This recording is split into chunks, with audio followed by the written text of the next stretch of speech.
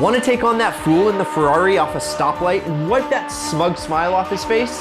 Well, the cars on this list will give you a fighting chance, without having to sell a kidney to afford them.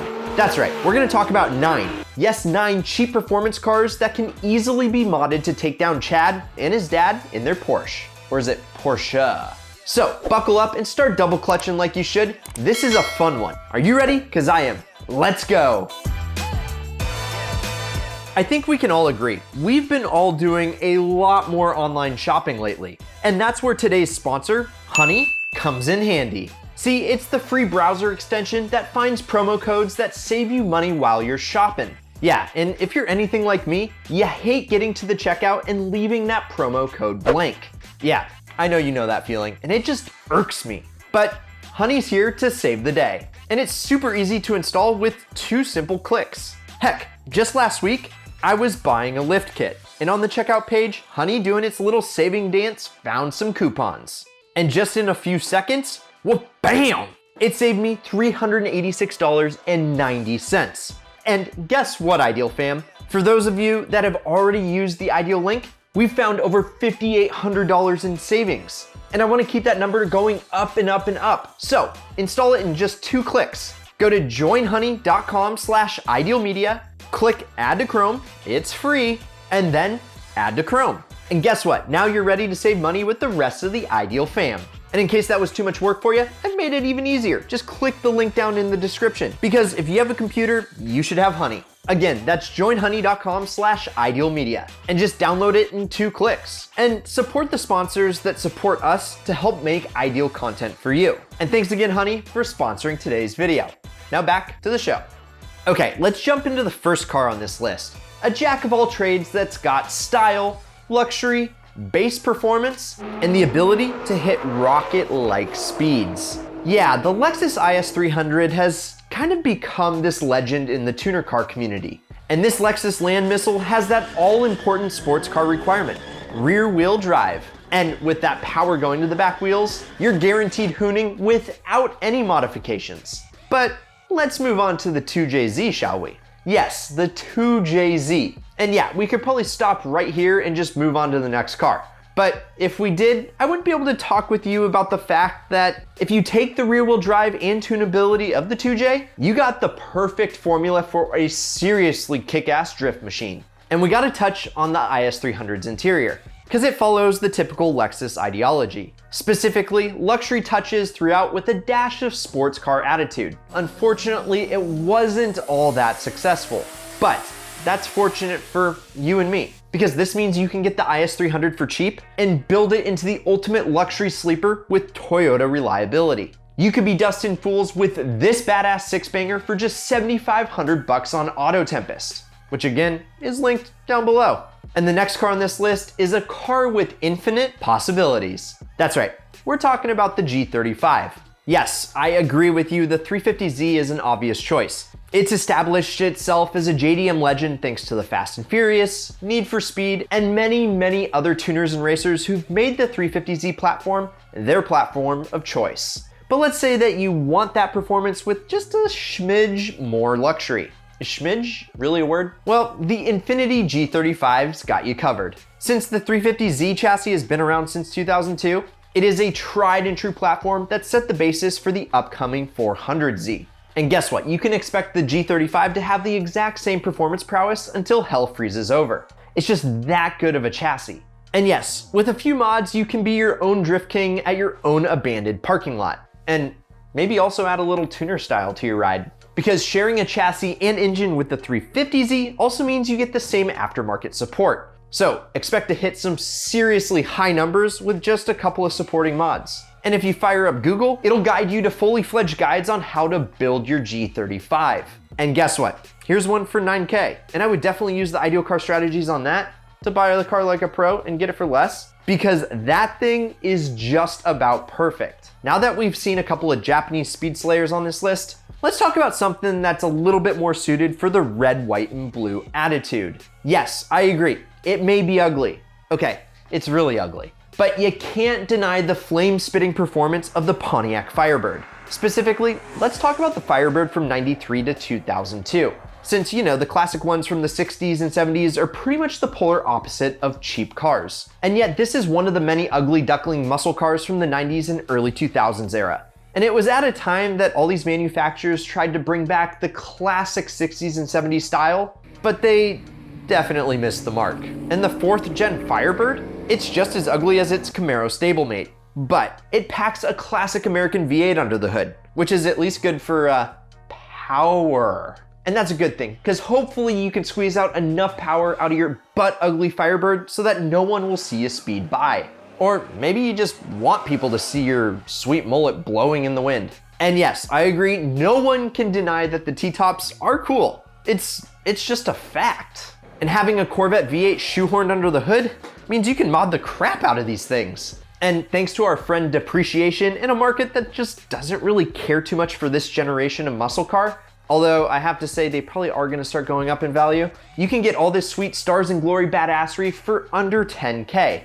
Heck, we found this one for just 6,000 bucks. And now that we've talked about a hideous, power-hungry heater from the States, let's travel back to the land of the rising sun for a car that you may not remember. Like they say, be careful who you call ugly in high school, because the Nissan Sentra, yes, ladies and gentlemen, it's back.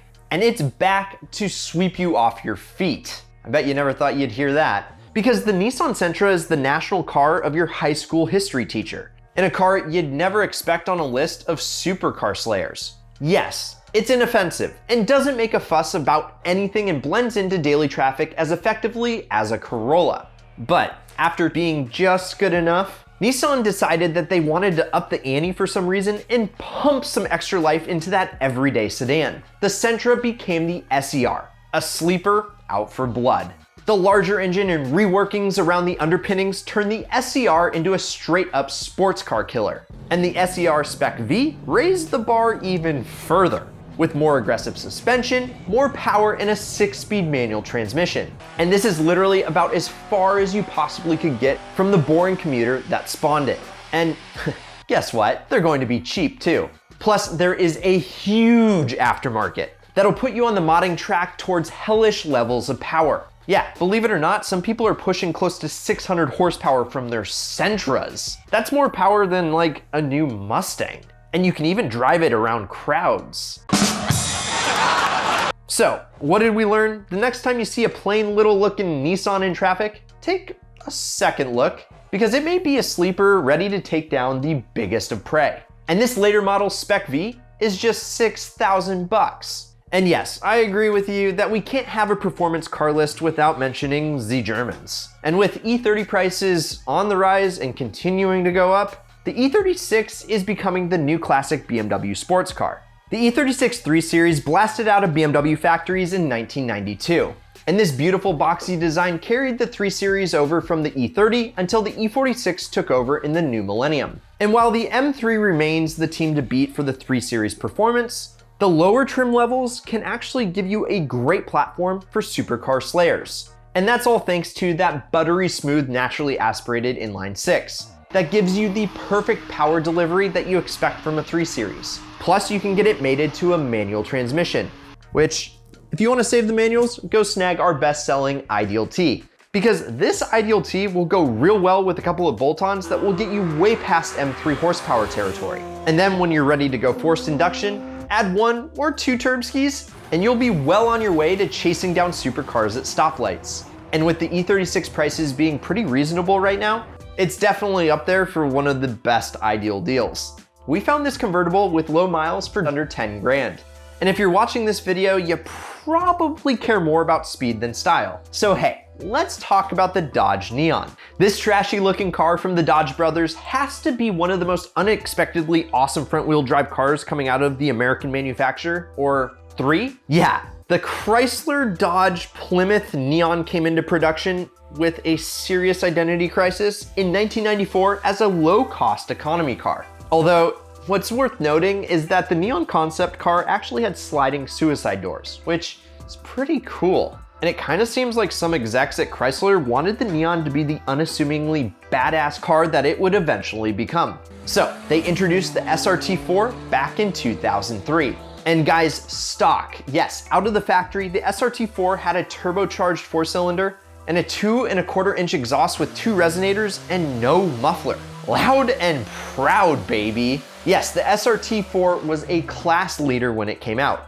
And because it's been around for so long now, the aftermarket scene for the Neon, straight up massive. And the best part, like most other cars on this list, you can fly under the radar on your daily commute. But two tragedies as to why these cars keep climbing in price is one, you really can't find one stock anymore. And two, they had relatively low production numbers. So the SRT4, especially a clean one, is becoming harder and harder to find. And it seems like each and every day, these things continue to go up in value. But check this one out. Here is one for just 7,000 bucks, which yes, is a lot for a Neon, but seeing that supercar in your rearview mirror, that's priceless. Okay, and now I think it's about that time in the video where we just flip this script on its head. We just looked at the unassuming Econobox Neon, but let's spice things up a little bit with a Mercedes-Benz. And I already hear you loud and clear.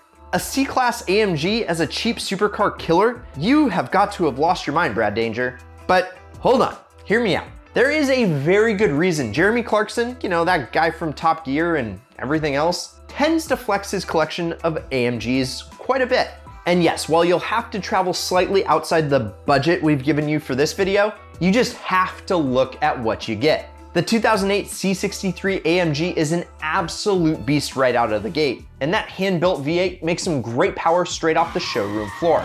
And what I personally like more than horsepower is torque, and the C63 has 443 foot-pounds of it, which is enough to tear most other cars on the road apart. And if you think about it, you're getting a luxurious super sedan with insane power for the same amount you could invest in a cheaper alternative. Yeah, I think if you roll up next to some supercar in this thing, they're not even gonna think twice that you're something that might just eat their lunch. Yeah, the C63 doesn't boast about that supercar crushing power, which is what makes me like it even more. And heck, when you can find one for 16,000 bucks, yes, it's a little bit more than the rest, but think about what you get for that price. Okay, let's get out of the clutches of high society and take another look at a great economy car that turned hot hatch. Get ready to zoom around corners with the MazdaSpeed 3, baby. The Mazda 3, like many other cars on this list, started as a point A to point B commuter car. But Mazda has always had this uncanny ability to take mundane commuter cars and scrape every bit of fun out of them. And every enthusiast remembers Mazda for that rotary Wankel engine. And the car that is always the answer, the MX-5 Miata, both of which have long-standing lineages and impractical applications. But the Mazda 3 platform was a little bit different because it gave Mazda the ability to apply some of their sports car knowledge to something you could actually take to the grocery store. What a concept. And the first Mazda 3 Speed was brought into production in 2003. And it was a compact wagon with a big attitude and a manual transmission only. And so if you wanted to get a fast Mazda that was a hot hatch, you had to get one that was practical and driver focused, which is not necessarily a bad thing. And heck, you got 263 horsepower and 280 foot-pounds of torque. I mean torque in a Mazda? Man, that's rad. The MazdaSpeed 3 may just be one of the best cheap performance bargains out there. And check this one out for just over 6K. And for all of you that have stuck around this long, thank you. If you're enjoying the video, hit the like button. And if you're new here, subscribe and turn on that notification bell because the BMW 335i, oh, this is one heck of a performance sedan and coupe and actually convertible as well, because the BMW 3 Series is not on this list once, but twice, because it's a budget supercar slayer that you just can't deny. And the E92 matured oh so well. And the 335i is a touch below the M3, but can easily be tuned into a German giant slayer. The 335i with the N54 is an inline six with a little special bonus thrown in. Well, not just one, but two special bonuses. Two turbskis are bolted onto this sweet, sweet inline engine. And this means out of the gate, you're already getting 300 horsepower and the same amount of torque. And if you bolt on a few mods, you're already hitting M3 numbers in no time. And there's a reason why this is called the German 2JZ, because you can hit some really insane numbers pretty easily. And it's also quite the drift missile. And so if you want to get into drifting, the E92 platform is actually a great chassis. But like everything, let's settle down because there is a catch. This particular BMW engine has proven to be quite temperamental. Even without any mods, the 335i needs some proper maintenance to run smoothly. And if you tack on a few too many mods, or heck, just a few mods, you might be heading down headache lane. But still, the E92 is sexy, it's smooth looking, and has all the right stuff to send your performance to the next level. And they're still relatively cheap. Since they sit between the too old to be expensive but too new to be classic category, you can get ones like this one with low miles for just under 10 grand. And out of this list, which one is your favorite cheap supercar slayer? Or did we miss one? Let us know down below. I'll be in the comments hanging out with you guys, and I can't wait to see what you have to say. Also, if you're new here, my name's Brad Danger, and remember to hit that subscribe button, turn on the notification bell, because we're throwing heat pretty much every single day. And as always, keep living the ideal lifestyle.